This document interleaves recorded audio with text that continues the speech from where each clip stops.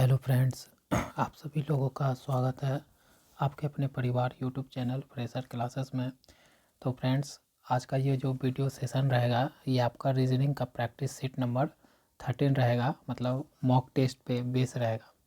तो जो भी बच्चे लोग बिहार डीएलएड एंट्रेंस एग्ज़ाम 2024 की तैयारी में लगे हैं उनके लिए वीडियो सेशन बहुत ही हेल्पफुल होगा, क्योंकि आपका जो क्वेश्चन का लेवल होता है इसी लेवल का पूछा जाता है। तो चलते हैं, क्वेश्चन स्टार्ट करते हैं। एक पंक्ति में 6 लड़कियां उत्तर दिशा की ओर मुंह करके बैठी हुई है। गरिमा मतलब 6 लड़की है, ठीक है ना। देखिए, ये मान लीजिए 6 लड़की इस तरह एक रेखा में बैठी होगी। उत्तर दिशा हो गया इस तरफ, इधर होता है ना नॉर्थ, नॉर्थ मतलब उत्तर, तो ये हो गया आपका उत्तर दिशा। सारी लड़कियां जो है इस मुंह करके बैठी हुई है, 6 की 6। कितने हुई? 6 हो गई। सारे उत्तर दिशा की ओर मुँह करके बैठी है। गरिमा रीना और अमिता के बीच में है।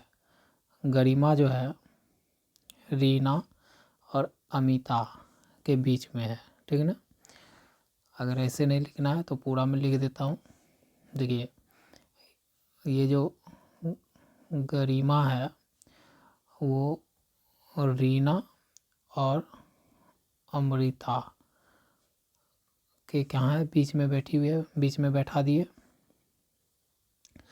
अमृता पूजा के एकदम बाएं में है। अमृता पूजा के एकदम बाएं में है। अमृता यहाँ पर है तो यहाँ पर कौन हो जाएगा? पूजा के एकदम बाएं हो गई, क्योंकि पूजा का बायां क्या है? इधर बायां है और इधर क्या है? पूजा का दायां है ना। तो बायां तरफ बोल रहा है कि बाएं तरफ क्या बटी? अमृता। तो देखिए, अमृता को बैठा दिए।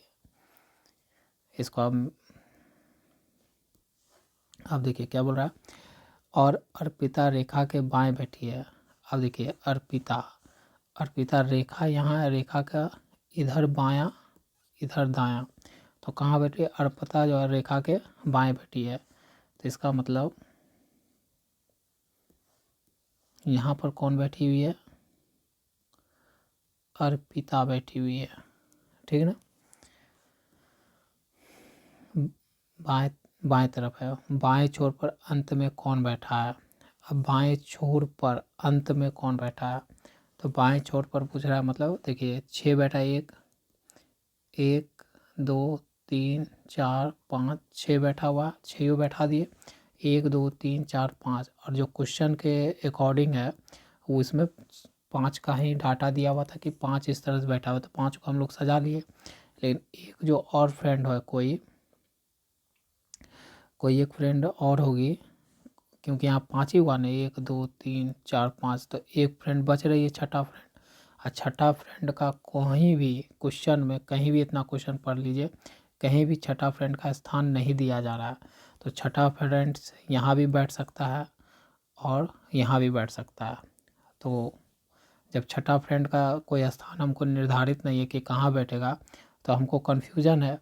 इसलिए बाएं छोर पर अंत में कौन होगा ये हमको पता नहीं है, इसलिए आप क्या कर सकते हो? निर्धारित नहीं किया जा सकता इस प्रश्न का उत्तर, ठीक है ना। आप समझे होंगे। आगे बढ़ते हैं। माइनस का अर्थ भाग है। माइनस का अर्थ क्या है? भाग। प्लस का अर्थ गुना है। भाग का अर्थ घटाव है। गुना का अर्थ जोड़ है। निम्न में से कौन सा समीकरण सही है? तो आपको समीकरण सही ढूंढना है। तो सारे में ये सारे ऑप्शन को चेक करना होगा। तो हम रैंडम उठा लेते हैं डी ऑप्शन, ठीक ना। तो 16 -4 +4 भागा 2 गुना 6 इक्वल टू 20। अब इसको हम सॉल्व कर लेते हैं। माइनस के लिए क्या करना है? माइनस के लिए भाग लगाना 4, प्लस के लिए क्या लगाना? गुना 4, भाग के लिए -2, गुना के लिए +6 इक्वल टू 20 आना चाहिए। तो 4 से 16 को भाग देंगे 4 बार में, गुना 4 -2 +6 इक्वल टू 20।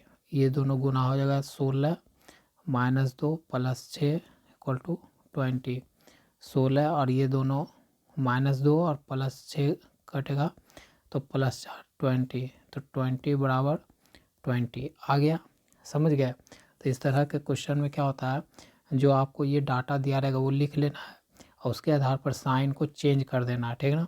और देखना है कि इक्वल टू के बराबर में जो पूछा है वो आ रहा है कि नहीं, इस तरफ लेफ्ट हैंड साइड सॉल्व करके अगर आ गया तो वही आपका आंसर हो जाएगा। तो यहाँ से आंसर आपका डी राइट हो गया। आगे बढ़ते हैं। वह आरेख चुनिए जो नीचे दिए गए वर्गों के बीच के संबंध का सही निरूपण करता है। पर्यावरण, नाइट्रोजन, ऑक्सीजन और मौसम। यहाँ पर कितने 3 चीज़ है ना। पर्यावरण तो हो जाएगा, देखिए पर्यावरण ये हो गया, ठीक है ना। उसमें गैस के रूप में क्या है, नाइट्रोजन प्रेजेंट है, ठीक है, नाइट्रोजन ये वाला नाइट्रोजन। और देखिए ऑक्सीजन, ये मान लीजिए ऑक्सीजन प्रेजेंट है, O2 ऑक्सीजन प्रेजेंट है। और पर्यावरण में ही क्या होता है हमारा, मौसम भी तो पर्यावरण में ही है, तो पर्यावरण भी के लिए यहाँ पर हो गया मौसम, ठीक है। तो आपका वेन डायग्राम ए राइट हो गया, ठीक है ना, क्योंकि ये तीनों नाइट्रोजन गैस, ऑक्सीजन गैस और मौसम सब किसके अंदर आएगा, पर्यावरण के अंदर आएगा। और ये एक दूसरे से लिंक भी नहीं है तो वो सिर्फ पर्यावरण के अंदर आएगा। तो आपका ऑप्शन ए राइट हो गया। आगे बढ़ते हैं। उस विकल्प का चयन करें जिसमें संख्याएं एक दूसरे से ठीक उसी प्रकार संबंधित है जिस प्रकार दिए गए संख्या युग्म की संख्याएं एक दूसरे से संबंधित है। जैसे ये आपको संख्या युग्म में दिया गया, इस दोनों में क्या रिलेशन है, उसी रिलेशन पे आपको ऑप्शन में भी चूज करना होगा। तो आपको पहले रिलेशन फाइंड करना होगा। 10:17 का रेशियो क्या है, हमको तो यहाँ लग रहा है ना कि 3 का स्क्वायर करके 1 जोड़ रहा है और 4 का स्क्वायर करके 1 जोड़ रहा है। तो यहाँ पर 9 + 1 और यहाँ पर 16 + 1, तो कितना हो गया 10 और ये 17 आ रहा है। तो हमको पैटर्न पता चल गया कि स्क्वायर करके उसमें 1 जोड़ रहे हैं। तो कर लेते हैं। अब इस सब में से किसी को देखते हैं, ये क्या हो जाएगा। अगर हम 20 32 उठाए तो 10 का स्क्वायर + 1, नहीं 10 का तो नहीं होगा, किसका स्क्वायर लग सकता है, ये इसके आसपास स्क्वायर नहीं लगेगा। 8 4 4 16, 4 16, 5 25, 4 16 और 1 17 ही होगा। नहीं ये नहीं होगा, 35 का हो जाता है। 35 से नीचे किसका स्क्वायर होता है, 4 5 25 6 36, नहीं ये भी नहीं होगा क्योंकि 5 का करते हैं तो 25, 6 का स्क्वायर करते हैं तो 36, तो ये तो बड़ा, ये यहाँ -1 हो जाएगा, लेकिन यहाँ क्या हो रहा है +1। तो सेकेंड वाला भी आपका ख़त्म, ये भी ख़त्म, ये भी ख़त्म। सी में चेक करते हैं तो 4 का स्क्वायर 16 + 1 17, ये तो एक आ रहा है, ठीक है, इस तरह के आ रहा है। और 28 क्या होगा, 5 का करते हैं तो 25, क्योंकि 4 है तो यहाँ 3 है तो यहाँ 4 ले रहे हैं, तो 4 है तो 5 लेंगे, 25 से एक जोड़ेंगे तो 26 से आएगा, तो ये भी नहीं होगा। तो जो हमारा अब ऑप्शन बचेगा राइट वही हो जाएगा लग रहा है। देख लेते हैं 26 और 37, तो 5 का स्क्वायर +1 तो 25 + 1 26 हो गया। यहाँ पर 6 का स्क्वायर +1 36 + 1 तो मतलब 37 हो रहा है।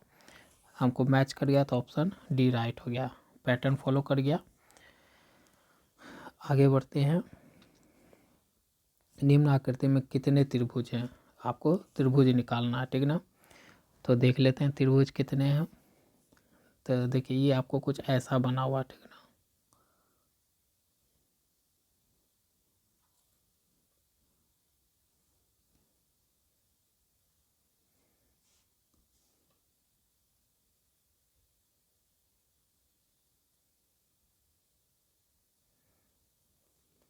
बस ऐसा बना हुआ। तो देखिए कितने त्रिभुज है, 1 2 3 4 5 6 मिलाकर 6। अब देखिए यहाँ पर है 6 और यहाँ पर है, यहाँ पर एक है 7, यहाँ पर है एक 8, फिर इस दोनों को मिलाकर है 9, इस दोनों को मिलाकर है 10 और 10, फिर इधर है 11, फिर इधर है 12, फिर इस तीनों को मिला के यहाँ से 13, इधर से 14, फिर इधर से 15, इधर से 16 हुआ,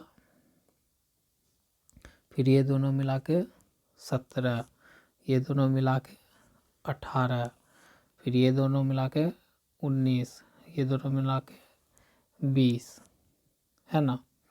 तो आपका 20 आ गया। तो आपका कितने टोटल है, ऑप्शन सी हो जाएगा। आपका टोटल जो त्रिभुज है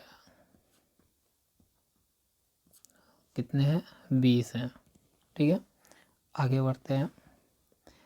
किसी निश्चित कूट भाषा में प्लेजेंट को इस तरह से लिखा जाता है, उसी कूट भाषा में डिस्टेंस को किस प्रकार लिखा जाएगा। तो इस तरह के क्वेश्चन को सॉल्यूशन के लिए हमें क्या आना चाहिए, अल्फ़ाबेट का न्यूमेरिकल मान याद होना चाहिए। जैसे P L E A S A N T pleasant है,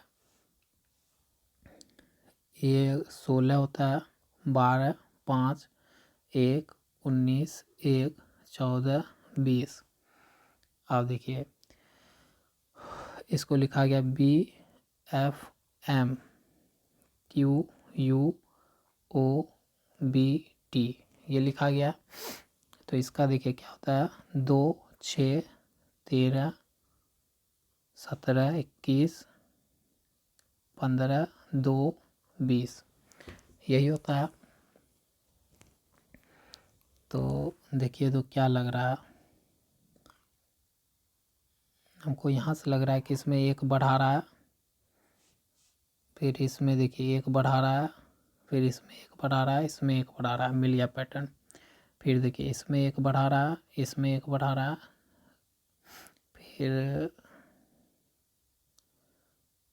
फिर इसमें एक बढ़ा रहा है, फिर इसमें एक बढ़ा रहा है, मतलब एक एक बढ़ा रहा है इंटरचेंज करके। तो हमको खोजना है किसका, डिस्टेंस का। तो DISTANCE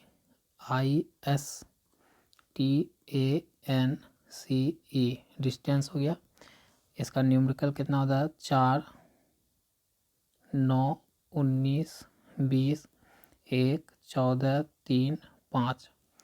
तो करना क्या हमको, इसका इधर एक बढ़ा के, इसका इधर बढ़ा के, इसका एक बढ़ा के, इसका एक बढ़ा के, इसका इधर एक का इधर, ये 13 ये इधर।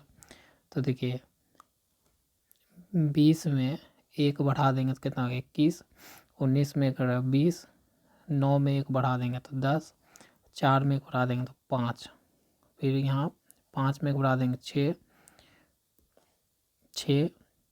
4 में एक बढ़ा, 3 में एक 4, 15, 1 में एक बढ़ा देंगे तो 2। तो लिखेंगे तो 21 का UTJEFDOB,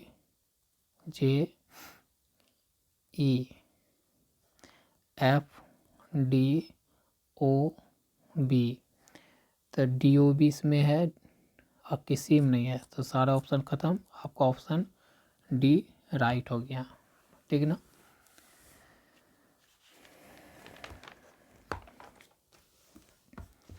आगे बढ़ते हैं।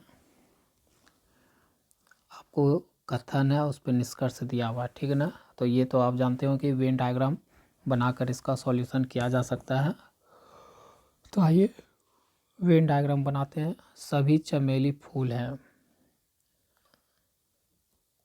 सभी चमेली क्या है, फूल है। तो सभी चमेली किस में समा जाएगा, फूल में समा जाएगा।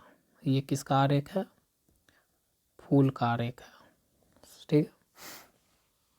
कोई भी फूल पौधा नहीं है, ये बना लेते हैं पौधा, ठीक ना।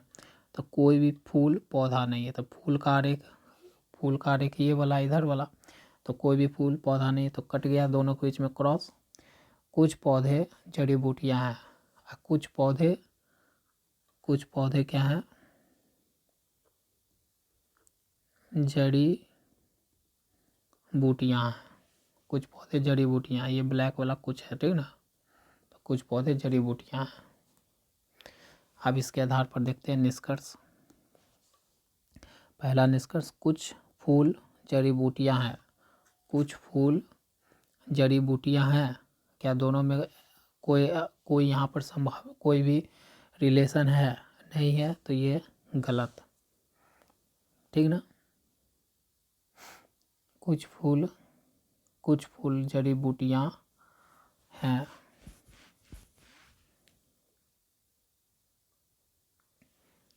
यहाँ पर क्या बोला, कुछ फूल जड़ी बूटियाँ हैं।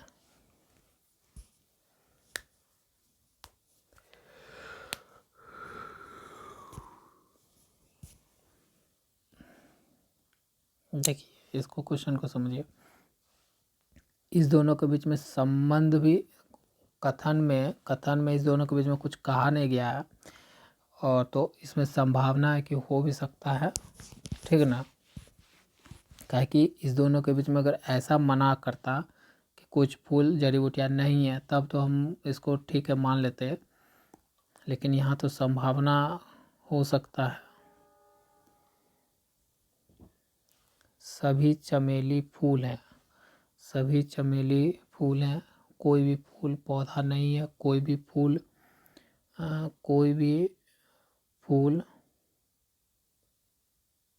पौधा नहीं है, ठीक है, सही बनाया। कुछ पौधे जड़ी बूटियाँ हैं, तो कुछ पौधे जड़ी बूटियाँ हैं। कुछ फूल जड़ी बूटियाँ हैं।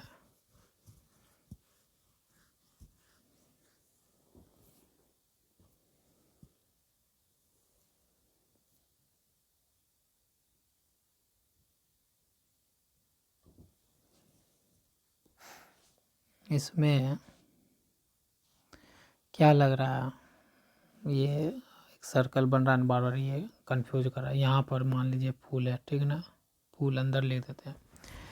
तो देखिए कुछ फूल जड़ी बूटियाँ हैं, तो देखिए फूल का संबंध पौधा से नहीं है, ये पौधा से नहीं है, तो इतना वाला जो है ना, ये वाला इससे इतना में ये जड़ी बूटी भी है, तो इससे संबंधित तो नहीं है, लेकिन बोल रहा है कुछ, बोल रहा है, तो कुछ फूल जड़ी बूटियाँ हो सकता है, ये संभावना तो है ना कि हो सकता है।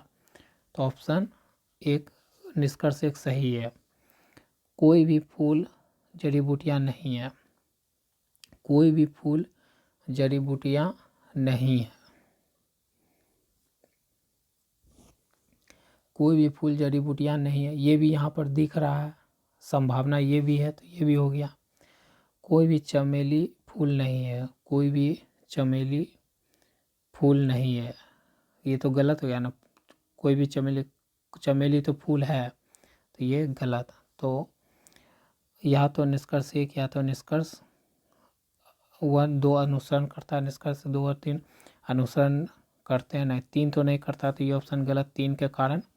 निष्कर्ष 1 2 दोनों अनुसरण करते हैं, देखिए दोनों अनुसरण नहीं करते हैं, दोनों संभावना है। देखिए ये पहला वाला संभावना पे है, ठीक ना, और दूसरा वाला भी किस पे है, संभावना पे है। मतलब सही भी है, क्रॉस भी है, सही भी क्रॉस, मतलब संभावना ऐसा होता है, ठीक है ना, हो भी सकता है, नहीं भी हो सकता है। इसके आधार पर आप बोल सकते हो कि या तो निष्कर्ष 1 या तो निष्कर्ष 2। तो आपका ऑप्शन क्या हो गया इसमें है। इस क्वेश्चन में आज टाइम ज़्यादा ले लिया, इसके लिए माफ़ी, लेकिन ये क्वेश्चन समझाना आपको ज़रूरी था, कभी कभी एक बहुत डिफ़िकल्ट आ जाएगा। केवल निष्कर्ष 1 ये तो कभी नहीं होगा। देखिए क्वेश्चन सी और क्वेश्चन निष्कर्ष ए समझने का, ऑप्शन सी ऑप्शन ए समझने का प्रयास करिए। निष्कर्ष 1 और 2 दोनों अनुसरण करते हैं। कब अनुसरण करता है? जब हम ऐसे ऐसे टिक मारते हैं, ठीक ना। लेकिन है यहाँ पर है या तो निष्कर्ष, या लगा हुआ है, या तो निष्कर्ष 1 या तो निष्कर्ष 2 अनुसरण करता है। इसमें दोनों बात हो रही है कि हो भी सकता है, नहीं भी हो सकता, हो भी सकता है, नहीं भी हो सकता। इस तरह के कैटेगरी को क्या में रखते हैं? संभावना वाला में। तो आपका ऑप्शन में जब ए दिया हुआ था तो इसलिए आपका ऑप्शन ए राइट होगा। या वाला अगर आ जाने या तो 1 या तो 1, तो उसमें आपको संभावना पे अगर बेस क्वेश्चन है तो आपका ये वाला राइट हो जाएगा। और ये जो है कुछ फूल जड़ी बूटियाँ हैं, कुछ फूल जड़ी बूटियाँ हैं, ऐसा कुछ यहाँ पर रिलेशन नहीं दिया हुआ कथन में, लेकिन संभावना है कि इतना को छोड़ के इतना को जो बचेगा, इतना को, ये इतना जड़ी बूटी फूल हो सकता है या फूल इतना जड़ी बूटी हो सकता है। इसलिए ऑप्शन 1 और ऑप्शन 2 को क्या है? संभावना के तौर पर सही गलत माने हैं। इसलिए आपका यहाँ से संभावना में है या तो 1 सही हो सकता है या तो 2 सही हो सकता है। अब अगर पूरा अनुसरण करता है तो हम ऐसे टिक अगर मारते तो ऑप्शन आपका सी राइट होता तब, ठीक ना। तो लेकिन ऐसा तो है नहीं, इसलिए ऑप्शन यहाँ पर ए राइट हो गया। फादर में कौन सा अक्षर उसी प्रकार है पर है, उसी स्थान पर है जिस पर वो वर्णमाला में है, मतलब अल्फ़ाबेट के वर्णमाला में। तो लिख लेते हैं FATHER। इसको सजाते हैं 6 1 20 8 5 18। अल्फ़ाबेट में अगर जोड़ा जाए, अल्फ़ाबेट स्टार्ट करिए तो 1 से 1 2 3 4 5, तो 5 पे कौन आ रहा है? ई आ रहा है। तो अल्फ़ा वर्णमाला में ई जो है 5वें स्थान पे आता है और फादर में भी ये 5वें स्थान पर ही है। तो इसका मतलब ऑप्शन डी राइट हो गया। संख्या के बाईं और तीसरी संख्या कौन सी है जो निम्नलिखित संख्याओं के अनुक्रम के एकदम मध्य की संख्या है? देखिए पहले तो इसमें मध्य की संख्या खोजना पड़ेगा। तो टोटल संख्या पहले गिन लीजिए, 1 2 3 4 5 6 7 8 9 10 11 12 13 14 15 16 17 18 19 20 21 22 23 24 25 26 27 27 है। इसका मतलब 13 इधर 13 इधर और 1, तो हुआ ना 13 13 26 1 27। तो 13 इधर बीच में 1 बचेगा। तो देख लेते हैं 1 2 3 4 5 6 7 8 9 10 11 12 13। तो बचा बीच वाला संख्या अनुक्रम के एकदम मध्य की संख्या कौन हो गई? 9। अब देखिए संख्या के बाईं और तीसरी संख्या कौन सी है जो निम्नलिखित संख्याओं के अनुक्रम के एकदम मध्य की संख्या है? तो मध्य की संख्या तो हमारा 9 आया। अब इससे कितना जाना है? बाईं और तीसरी संख्या 1 2 3, तो आपका कौन आया? 4 आया। बाईं तरफ जाने पे कौन आया? 4 आया। तो आपका ऑप्शन क्या हो जाएगा? बी राइट हो जाएगा। समझे? यहाँ से 3 स्थान बाईं ओर जाने बोल रहा था, मतलब 9 पे पहुँच गया। 9 हमारा क्या है? मध्य संख्या हो गया। अब इस मध्य से कितना? 3 बायां जाना था। 3 बायां आने पे कौन आ रहा है? 4। तो आपका ऑप्शन बी राइट। आगे बढ़ते हैं। दोनों कथनों को पढ़कर तय करें कि कौन सा विकल्प दोनों कथनों के बीच संबंध बताता है। पिछले सप्ताह पेट्रोल उत्पाद की कीमतों में मामूली गिरावट हुई। पेट्रोल की कीमत में क्या हुआ है? पिछले सप्ताह इसकी जो कीमत थी, कीमतों में क्या हुआ? गिरावट आई है। पिछले सप्ताह राज्य सरकार ने पेट्रोलियम उत्पाद पर कर बढ़ाया है। पिछले सप्ताह राज्य सरकार ने पेट्रोलियम उत्पादों पर कर बढ़ाया है। उत्पादों की कीमतों में मामूली गिरावट हुई। पिछले सप्ताह राज्य सरकार ने पेट्रोलियम उत्पादों पर कर घटाया है। उत्पादों पर क्या क्या है?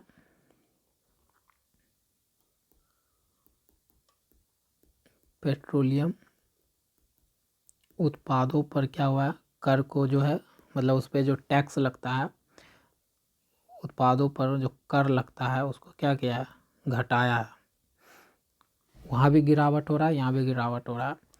तो आपको क्या लगता है, यदि कथन एक ये कारण है, तो पिछले सप्ताह क्या हुआ? पेट्रोल के उत्पाद में मामूली गिरावट आया। अगर ये कारण है तो उसका प्रभाव आपको ये लग रहा है कि पिछले सप्ताह राज्य सरकार ने पेट्रोलियम उत्पादों पर कर घटाया है। कीमत गिरेगा तो क्या कर भी घट जाएगा? नहीं, ये नहीं लग रहा है। कथन 1 कारण नहीं है और कथन 2 इसका प्रभाव नहीं है, तो ये गलत। बी में देखते हैं, यदि कथन 2 कारण है कि उत्पादों में राज्य सरकार ने पेट्रोलियम उत्पाद पर कर घटाया है, कर अगर घटाएगा, अगर ये दो कारण है हमारा, अगर दो कारण की तरह है, ये अगर कारण है, कर घटने से क्या होगा कि पेट्रोलियम उत्पाद की कीमतों में मामूली गिरावट। अगर टैक्स घटेगा तो कथन 1 इसका प्रभाव है, तो इस पर क्या पड़ेगा? प्रभाव पड़ेगा ही, पड़ेगा ना। तो अगर राज्य सरकार पेट्रोलियम उत्पाद में की टैक्स में अगर छूट देगा तो उसकी पेट्रोल के उत्पादों की कीमत में मामूली क्या आएगी? गिरावट आना तय है, आएगा ना, कीमत उसका घट जाएगा। अगर सरकार कम कर दिया दाम, तो आप पेट्रोल टैंक पे जब पेट्रोल पंप पे जब पेट्रोल बढ़ाने जाओगे तो जो पहले 20 रुपया मिलता था वो अब 18 रुपया मिल रहा है, तो उसका पेट्रोल कम हुआ ना, इसी का ना प्रभाव पड़ा। ये कारण है तो इसका क्या हुआ? ये प्रभाव। तो ऑप्शन आपका बी राइट हो गया। तो इस तरह से 10 आपके इम्पोर्टेंट क्वेश्चन जो भी बिहार डीएलएड का लेवल है क्वेश्चन का पूछने का, वो इसी पैटर्न पे पूछा जाता है, तो वो आपका कंप्लीट हुआ, ठीक है ना। तो जो भी बच्चे लोग नए वीडियो पर जुड़े हों, पहली बार आए हैं इस चैनल पर, तो चैनल को सब्सक्राइब कर लीजिए, नोटिफिकेशन का बेल आइकन को प्रेस कर लीजिए, जिससे कि आपके पास अगले वीडियो का नोटिफिकेशन पहले पहुंच सके। और अगर आप लोग हमसे ट्विटर पर जुड़ना चाहते हैं, वहां पर आपको जब भी कोई भी प्रश्न पूछना हो तो आप टेलीग्राम पर पूछ सकते हैं। इसका डिस्क्रिप्शन में आपको लिंक दिया गया है, @SVK2592। आप इस पर जुड़ सकते हैं, ठीक ना। और वहाँ पर जुड़कर आप कोई भी सवाल पूछ सकते हैं, मतलब पढ़ाई से रिलेटेड सवाल, ठीक है। मिलते हैं आपसे नेक्स्ट वीडियो में। आज के लिए बस इतना ही, धन्यवाद।